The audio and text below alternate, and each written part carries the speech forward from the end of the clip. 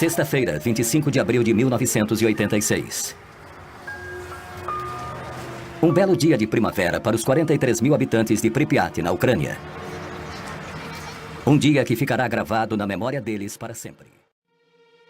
A 3 quilômetros da cidade fica a usina nuclear Vladimir Ilyich Lenin, que emprega milhares de pessoas. Nesta noite, os 176 funcionários do Bloco 4 têm ordens de realizar um teste no sistema de alimentação automática de combustível do reator, que tem como objetivo economizar energia. À 1h23 da madrugada, os sistemas de segurança estão desativados e o teste começa. Uma série de explosões acontece dentro do reator. Enquanto Pripyat dorme tranquilamente, o chão da usina começa a tremer.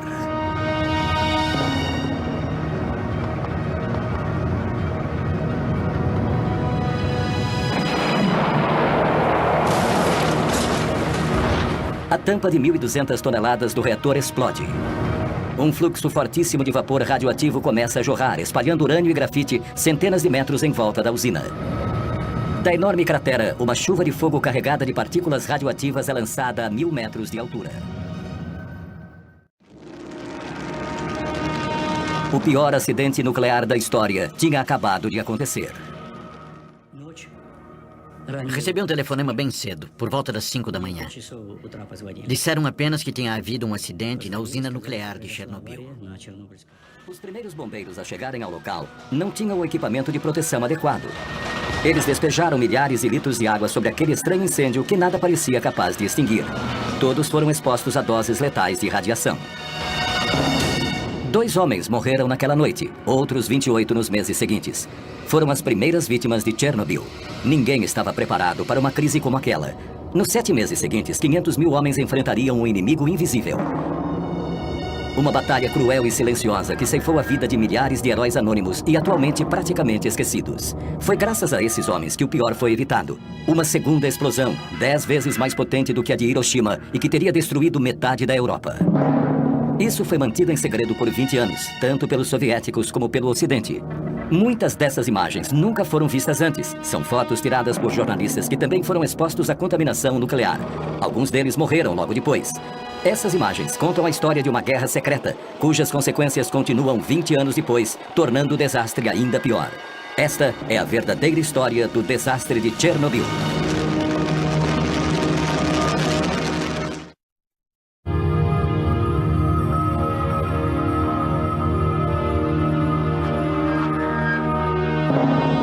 Nas primeiras horas da manhã, as nuvens já tinham sido contaminadas pela coluna radioativa com mais de 1.000 metros de altura.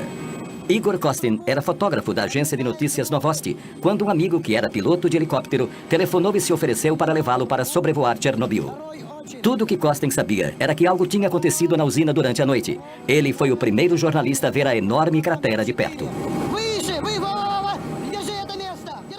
Nós nos aproximamos do Bloco 4 e começamos a sobrevoá-lo.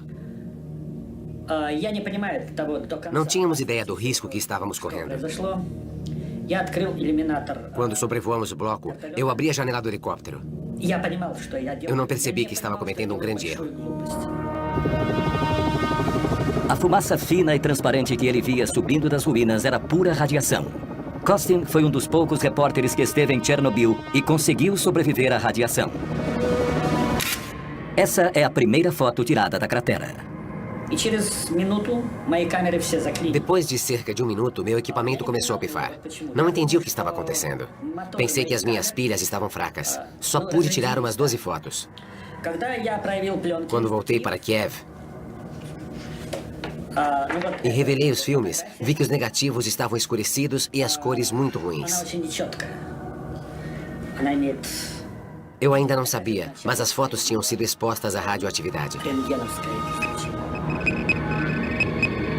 No centro do reator que explodiu, debaixo de 14 metros de destroços, a grafite que revestia o combustível nuclear queimou e derreteu o urânio.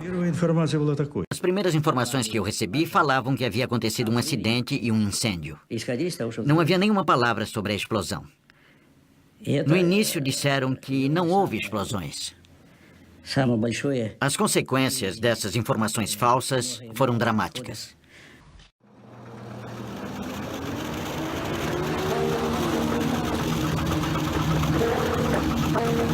Na cidade, começaram os boatos de que havia acontecido um incêndio na usina e de que algumas pessoas haviam morrido durante a noite, mas não havia nenhuma informação oficial. Os raios brancos nessas imagens são resultado da radioatividade no filme. As pessoas nas ruas olhavam para os soldados mascarados espalhados pela cidade sem entender. O coronel Grebenjuk comandou as tropas responsáveis por manter a situação sob controle. As pessoas sentiam um gosto estranho na boca, um gosto diferente, metálico, um gosto meio ácido. Dizem que a radiação não tem gosto. Só mais tarde é que percebemos que era o gosto do iodo radioativo.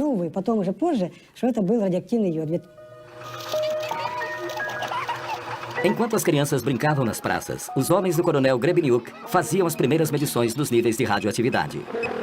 Naquele tempo, a radioatividade era medida em unidades chamadas Rontgens. O nível normal de radiação na atmosfera é de cerca de 12 milionésimos de 1 Rontgen. Em Pripyat, no começo da tarde, o nível era de 200 milésimos de Rontgen, 15 mil vezes mais alto que o normal. Naquela noite, o nível já era 600 mil vezes maior que o normal.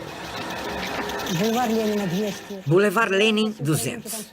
Boulevard Rukavina, 250 milirontgens. E naquela noite, 7 rontgens. Os meus subordinados já estavam começando a achar que as máquinas não estavam funcionando direito. Ou que estavam mentindo para eles. Não sabíamos que o reator ainda estava queimando e que a radiação continuava a se espalhar. Este mapa foi selado com plástico, porque ainda é radioativo.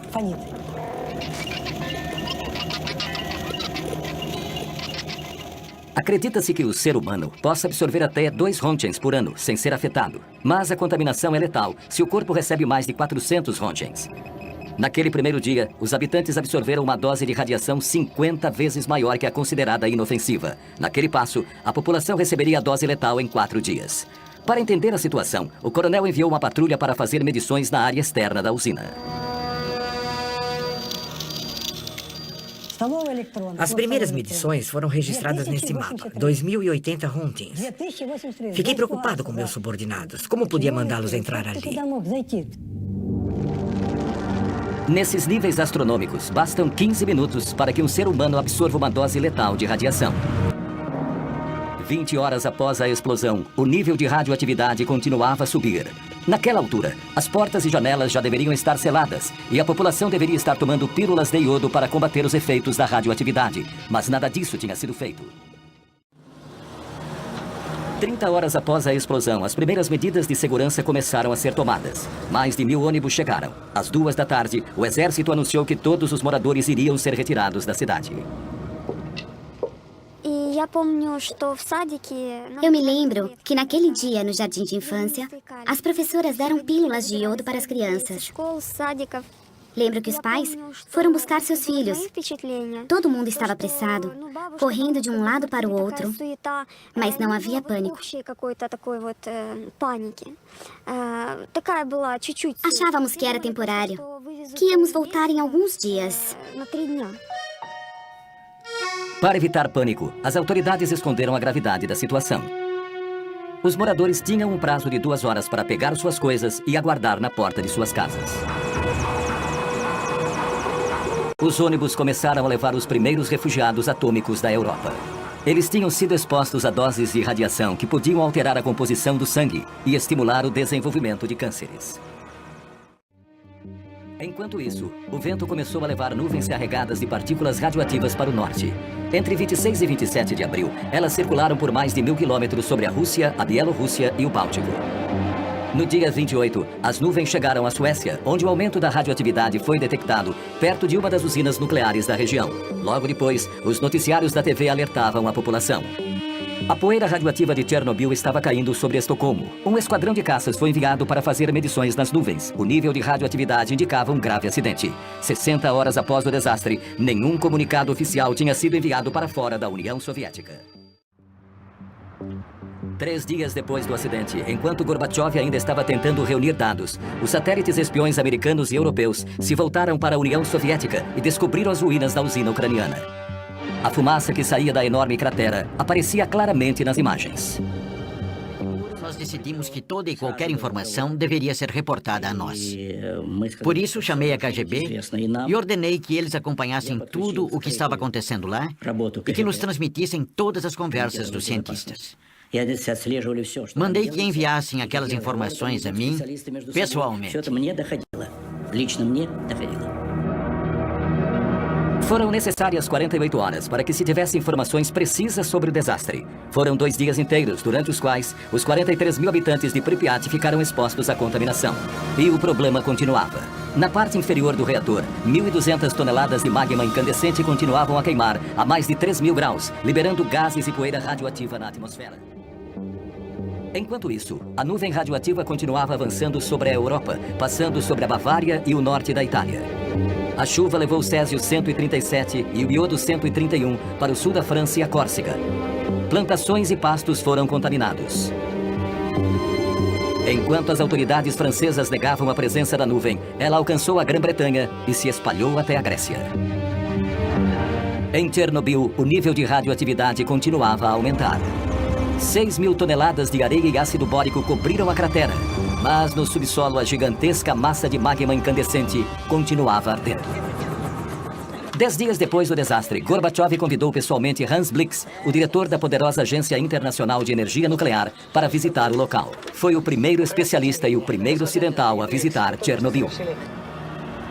Na parte inferior do reator, 195 toneladas de combustível nuclear ainda estavam queimando, gerando um calor inacreditável que aos poucos foi derretendo a areia da superfície. As rachaduras logo começaram a aparecer. Depois que tapamos o buraco, a temperatura lá dentro começou a subir. Ficamos com medo, porque podia haver outra explosão. Foi assustador. Os cientistas vieram para fazer a leitura e ficaram preocupadíssimos. Tinham medo de que a temperatura alcançasse um nível crítico, o que provocaria uma segunda explosão. Teria sido uma tragédia sem precedentes. A laje de concreto debaixo do núcleo do reator estava esquentando e corria o risco de se partir. O magma podia começar a vazar. A água que os bombeiros jogaram logo depois do desastre estava empoçada embaixo da laje. Se o magma entrasse em contato com a água, isso causaria uma segunda explosão, ainda mais devastadora do que a primeira. Nossos especialistas avaliaram os dados e concluíram que a explosão teria uma força de 3 a 5 megatons. Minsk, a 320 quilômetros de Chernobyl, desapareceria do mapa e a Europa ficaria inabitável. A situação era crítica. Em Moscou, o governo decretou 2 medidas de emergência. A primeira foi enviar um batalhão de bombeiros para retirar a água acumulada sob o reator. Mais tarde, eles seriam declarados heróis nacionais, mas sofreriam com as sequelas da radiação para o resto da vida. A segunda medida era selar a fissura para abaixar a temperatura definitivamente. Em 2 dias, os homens despejaram 2.400 toneladas de chumbo dentro do reator. Começamos a despejar o chumbo e a temperatura caiu na hora. Ele foi bem absorvido e selou a fenda conforme ia derretendo, e com isso, a radiação diminuiu. Só que parte desse chumbo derreteu em contato com o fogo, evaporou e ficou na atmosfera. 20 anos depois, ainda há sinais de chumbo nos doentes de Chernobyl. Cogitou-se uma nova operação, mas que causaria mais mortes. No dia 12 de maio de 1986, 17 dias depois da primeira explosão, os mineiros de Tula, a 1.000 quilômetros de Chernobyl, receberam a visita do vice-ministro de Minas e Energia. O ministro falou sobre o acidente em Chernobyl. Disse que precisava de mineiros da nossa região de Moscou e nos deu 24 horas para reunirmos os nossos pertences. No dia seguinte, um ônibus nos pegou numa praça e nos levou para o aeroporto de Moscou. No dia 13 de maio, nossos camaradas já estavam trabalhando em Chernobyl. A missão deles era chegar ao reator pelo único caminho possível, o subterrâneo. Para limitar a exposição à radiação, os mineiros fizeram um buraco de 12 metros antes de começar a cavar na direção do reator. Ali, eles fizeram uma câmara de 2 metros de altura por 30 de largura, onde foi montado um sistema de refrigeração com nitrogênio líquido. Os mineiros cumpriram a missão, mas o sistema de refrigeração nunca chegou a ser montado. A câmara subterrânea foi preenchida com concreto para solidificar a estrutura. Embora o incêndio tivesse sido controlado, a fissura e as toneladas de lixo radioativo estavam expostas aos elementos. Era mais do que urgente cobrir a estrutura danificada e limpar a área. 8 semanas depois da explosão, os liquidadores atacaram o coração do problema. Para neutralizar o lixo tóxico a longo prazo e impedir que se espalhasse ainda mais, o reator inteiro teria que ser isolado. Lev Bocharov foi um dos engenheiros que desenhou a enorme estrutura que cobriria o quarto reator completamente. Um sarcófago de aço e concreto de 170 metros de comprimento por 66 metros de altura. 7 meses após a explosão, a área tinha sido limpa e o sarcófago construído. 500 mil pessoas, entre civis e militares, participaram da operação. O magma frio que está dentro do reator, a 14 metros de profundidade, ainda é uma ameaça terrível. E assim continuará por muito tempo.